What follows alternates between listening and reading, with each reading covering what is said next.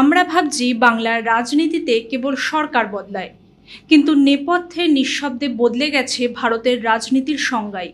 আপনি কি জানেন পশ্চিমবঙ্গের বিরোধীরা আজ কেন এমন এক গণ্ডিতে আটকা পড়েছে, যেখান থেকে বেরোনোর পথ গণিত বলছে প্রায় অসম্ভব? আজ কোনো বিতর্ক নয়, শুধু কঠোর পরিসংখ্যান দিয়ে প্রমাণ করব কেন আগামী কয়েক দশক এই সমীকরণ বদলানোর কোনো আশা নেই।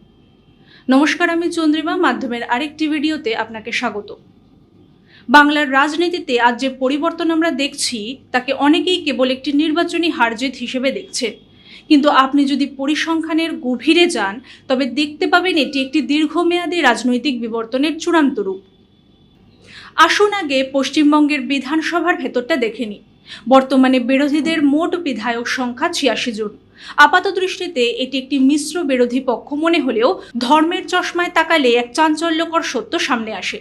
তৃণমূল কংগ্রেস, এদের ৮০ জন বিধায়কের মধ্যে ৩২ জনই মুসলিম, অর্থাৎ দলের ৪০% বিধায়ক একটি নির্দিষ্ট সংখ্যালঘু সম্প্রদায়ের। বাকি বিরোধীদের মধ্যে কংগ্রেসের ২ জন, আম জনতা উন্নয়ন পার্টির ২ জন, সিপিএম এর ১ জন এবং আইএসএফ এর ১ জন। এই ৬ জন বিধায়কের সবাই মুসলিম। তাহলে সামগ্রিক চিত্রটা দাঁড়াচ্ছে মোট ৮৬ জন বিরোধী বিধায়কের মধ্যে ৩৮ জনই মুসলিম। শতাংশের হিসেবে যা দাঁড়ায় ৪৪%। এখন একটু ভাবুন, ২০১১ সালের জনগণনা অনুসারে পশ্চিমবঙ্গে মুসলিম জনসংখ্যা প্রায় ২৭%, অথচ বিরোধী শিবিরে তাদের প্রতিনিধিত্ব ৪৪%। অন্যদিকে বিজেপির ২০৭ জন বিধায়কের সবাই হিন্দু। এই পরিসংখ্যান কি প্রমাণ করে? এটি প্রমাণ করে যে বাংলার রাজনীতি আজ আড়াআড়িভাবে দ্বিধাবিভক্ত। একদিকে রয়েছে একটি সুসংহত হিন্দু ভোট ব্যাংক, আর অন্যদিকে রয়েছে এমন এক বিরোধী পক্ষ যাদের অস্তিত্বের মূল স্তম্ভ হয়ে দাঁড়িয়েছে সংখ্যালঘু ভোট। ৬-৭টা কেন্দ্র রাজ্যে এরকম আছে যেখানে মুসলিম জনসংখ্যা ৩০% থেকে ৪০%। সেখানেও বিজেপির হিন্দু প্রার্থী জয়লাভ করেছে। এর থেকে এটাই বোঝা যায় যে ৮০%-এর ওপর হিন্দু জনগণ বিজেপিকে ভোট দিয়েছে, অর্থাৎ তৃণমূলের দুর্নীতি চক্রের সঙ্গে জড়িত ব্যক্তিরা ছাড়া আর কোনো হিন্দুই তৃণমূলকে ভোট দেয়নি। অনেকে ভাবতে পারেন এটি কেবল বাংলার চিত্র, কিন্তু আমাদের প্রতিবেশী রাজ্য অসমের দিকে তাকালে আপনি শিউরে উঠবেন। সেখানে ২০১১ সালের জনগণনা অনুযায়ী মুসলিম জনসংখ্যা ৩৪%। সেখানেও বিরোধীদের অবস্থা কি? অসমে বিজেপির ৮২ এবং এনডিএ ১০২ বিধায়কের সবাই হিন্দু। বিরোধীদের চিত্র দেখুন, কংগ্রেসের ১৯ জনের মধ্যে ১৮ জন মুসলিম, এআইইউডিএফ এর ২ জনই মুসলিম, তৃণমূলের ১ জন মুসলিম এবং রায়জোর দলের ২ জন বিধায়কের মধ্যে ১ জন মুসলিম। অর্থাৎ বিরোধীদের ২৪ জন বিধায়কের মধ্যে ২২ জনই মুসলিম, অর্থাৎ ৯২%। অসমের এই চিত্রটি আজ বাংলার বিরোধীদের ভবিষ্যৎ। যখনই কোনো বিরোধী দল কেবল একটি নির্দিষ্ট সম্প্রদায়কে তুষ্ট করে ক্ষমতা দখল করতে চায়, তখন তারা সংখ্যাগুরু সমাজের আস্থা হারায়। আজ বাংলা সেই পথেই হাঁটছে। স্বাধীনতার পর থেকে এই পর্যন্ত ভারতের রাজনীতিতে ৩টি বড় স্তম্ভ ছিল: কংগ্রেস, সমাজবাদী দল, বামপন্থী। এদের কৌশলের মূলে ছিল 2টি বিষয়: হিন্দু বিভাজন, তারা হিন্দুদের মধ্যে জাতপাত, ভাষা এবং আঞ্চলিক ভেদাভেদ তৈরি করে হিন্দু ভোটকে খণ্ড বিখণ্ড করে রাখত। 2 হলো মুসলিম ব্লক ভোটিং। বিপরীতে তারা জানতো যে মুসলিম ভোট সবসময় একজোট বা ব্লক হিসেবে পড়ে, তাই সামান্য কিছু সুবিধা বা তোষণ দিয়ে এই ভোট ব্যাংক পকেটে রাখা সহজ। কিন্তু গত 1 দশকে এক ট্যাকটিক্স আর কাজ করছে না। তারা হিন্দুদের মধ্যে জাতপাত, ভাষা এবং আঞ্চলিক ভেদাভেদ তৈরি করে হিন্দু ভোটকে খণ্ড বিখণ্ড করে রাখত। আর 2 হলো মুসলিম ব্লক ভোটিং। তারা জানতো যে মুসলিম ভোট সবসময় একজোট বা ব্লক হিসেবে পড়ে, তাই সামান্য কিছু সুবিধা বা তোষণ দিয়ে এই ভোট ব্যাংক পকেটে রাখা সহজ। কিন্তু গত 1 দশকে এই ট্যাকটিক্স আর কাজ করছে না। বিজেপি দীর্ঘ সময় ধরে হিন্দুদের এই বিভাজন মেটানোর কাজ করছে।